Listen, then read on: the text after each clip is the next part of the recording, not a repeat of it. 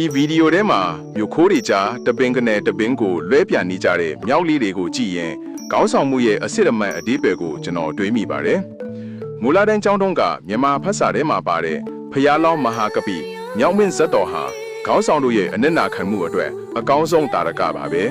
။ရန်သူတွေဝိုင်းထားတဲ့အချိန်မှာမြောက်မင်းဟာသူ့ရဲ့အချမ်းရန်မြောက်ပေါင်း8000ကိုကယ်တင်ဖို့အတွက်ကိုယ်ခန္ဓာကိုယ်ကိုတရားအဖြစ်အသုံးချခဲ့ပါတယ်။တစ်ဖက်ကန်းကတစ်ကိုင်းကိုလက်နဲ့ဆွဲကျန်တဲ့တစ်ဖက်ကိုခြေထောက်နဲ့မြဲမြဲဆုပ်ကိုင်းထားပြီးသူ့ရဲ့ကြောကုန်းကိုနင်းသည့်ကူးသွားစေခဲ့တာပါ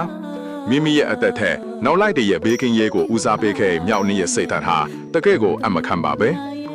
ဒါကြောင့်ခေါင်းဆောင်ဆိုတာအခွင့်အရေးကိုအရင်ယူတဲ့သူမဟုတ်ဘဲအခက်အခဲကြုံလာရင်ဘေးအန္တရာယ်ကိုအရင်ရင်ဆိုင်ပြီးနောက်လိုက်တဲ့အတွက်လမ်းဖောက်ပေးသူအကာအကွယ်ပေးသူဖြစ်ရမှာမှာ